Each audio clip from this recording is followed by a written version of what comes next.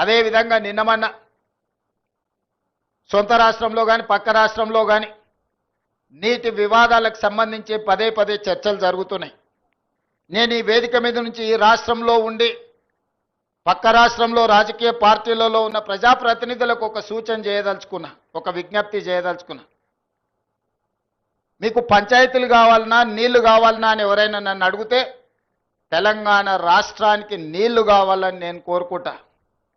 మీకు వివాదాలు కావాలన్నా మీకు పరిష్కారం కావాలన్నా అంటే నేను పరిష్కారం కోరుకుంటా.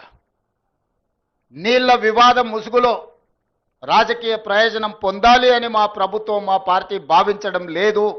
రెండు రాష్ట్రాల మధ్యలో ఉండే సమస్యల్ని శాశ్వతంగా పరిష్కరించాలి అని తెలంగాణ ప్రత్యేక రాష్ట్రాన్ని శ్రీమతి సోనియా గాంధీ గారు కాంగ్రెస్ పార్టీ ఇచ్చింది.